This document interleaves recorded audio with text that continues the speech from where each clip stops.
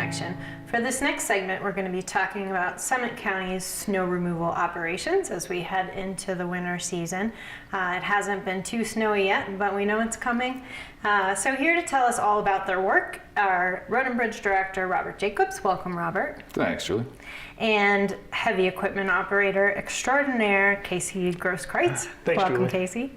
All right. So you guys have about 290 lane miles in Summit County, and with all of that to tackle every time a new storm comes in, tell us how you work all that into your operations. It's basically 1 mile at a time. That's a good approach. We're still, more or less following the same program that was established by JP, who was, he was a county, more or less icon, resident for a long, long time, and director for, I want to say, 20 years or so, county employee for over 40 years. Most people know him, and he kind of laid out the routes. So split the 290 lane miles up into 10 different routes that are handled by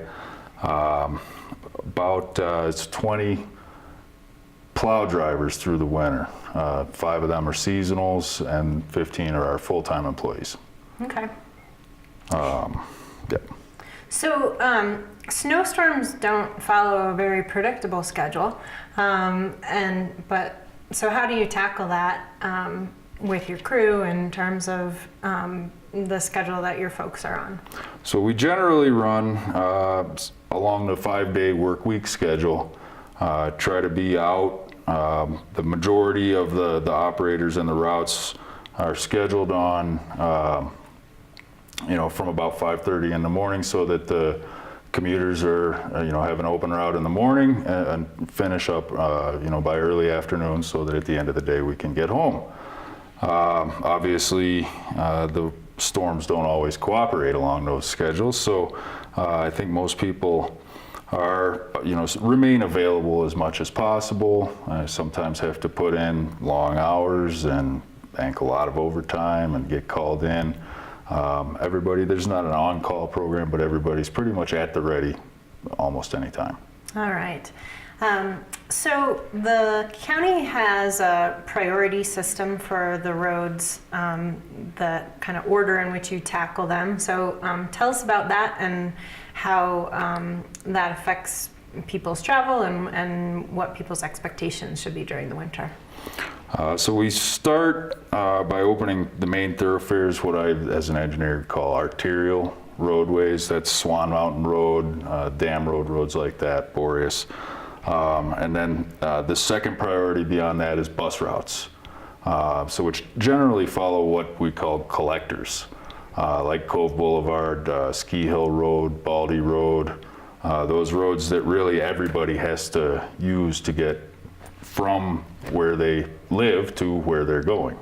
And then after that, we pick up the remaining local roads, and then the last priority would be cul-de-sacs and trailheads. Okay, so for folks who are living in a cul-de-sac or kind of a smaller residential road, then it may take a little bit longer before the plows are making it to their neck of the woods. Yeah, I'd kind of let Casey speak to that. It's, depends on the storm, I think. Okay. Yeah, so typically on a big storm, I'll go get the main road on my route and get that kind of opened up, and then I'll come back through and hit all of my side roads and my cul-de-sacs. And then I'll have my plow truck driver, he'll come through after me to sand the roads. Occasionally he'll go through ahead of me to kind of open it up so people can get where they need to go. And then I'll come through and widen it all out, and then he'll come back through and sand it. Okay. So Casey, talk a little bit more about the equipment that's on each route and the process that you go through with each storm.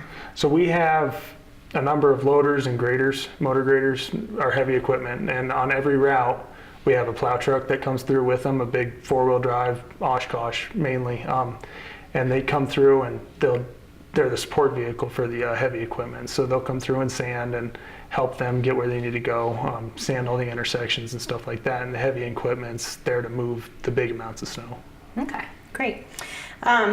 So let's see. What are some of the things that residents can do to make your work more efficient? Because with, like we said, 290 lane miles out there, that's a lot to tackle, and you have two pieces of equipment, and residents actually can play a big role in making your work more or less efficient. So talk about some of these things that they can do. So a couple things. Cars parked in the county roads is a real issue for us. We end up plowing around them. If we'll try to give them warnings in the beginning, but eventually we'll try to get them removed.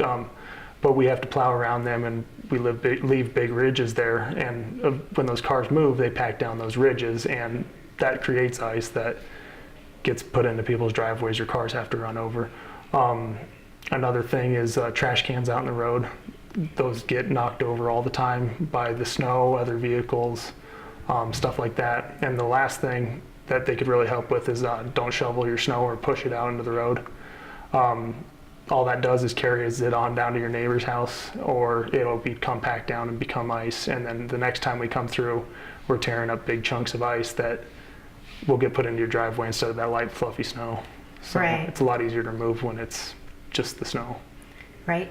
And if it may not be something that people think too much about, just plowing their driveway, it may not seem like a big deal to put it out into the road, but at the end of the day, taking that care and time and thought to push that snow onto your own property makes your jobs easier. It makes the road safer for everyday drivers, and it also prevents big chunks of ice from landing in your driveway the next time the plows come through. Yeah, definitely. So everybody wins when we're doing it right. Yeah. All right. So Casey, how long have you been an operator for Summit County? This will be my 7th winter. Okay. And what keeps you coming back for more? Oh, I year enjoy after it. year. I enjoy it a lot. I enjoy getting to do something different every day. The people, the county. I enjoy living up here and all the stuff there is to do, and the different stuff we get to do at work as far as plowing and all the different equipment we get to run and doing all that good stuff. Yeah. And one thing that I think we should note is the fact that there are these 10 routes and that each of you are assigned to them, that it's an opportunity for you and the residents of that part of the community to get to know each other. Yeah, absolutely. Yeah, I think when we make good relationships, it really helps us out on our routes. For instance, somebody pushing their snow out of the route, if you've already talked to somebody about that and they understand that, they might spread that along to their neighbors and explain why it is an issue for us. And it's nice to get a nice wave when you go by and have people appreciate it. Definitely. All right. So we'll look forward to the next, how many months would you say? 6 months? Well, let's hope for at least 5. 5, all right. So 5 months of snow removal. Let's talk about some of the safety issues. So we talked about not getting snow out into the into the roads and parking and trash and recycling. But how about let's talk about just some of the visibility issues you're faced with, and then some of the safety issues that residents need to be aware of. Okay. Yeah, so we can't see very much when we're up in there in the equipment. We can see in front of us and some to the sides, but rear visibility is not very good at all. So giving us plenty of room, don't follow us too closely because we'll lose traction just like you will. And if we lose traction, it takes a lot more to stop a big piece of equipment than it does to passenger car. A lot of momentum there. Yeah, a lot. And then just if we're on the side of the road helping somebody, give us plenty of room, move over and slow down for us. Right.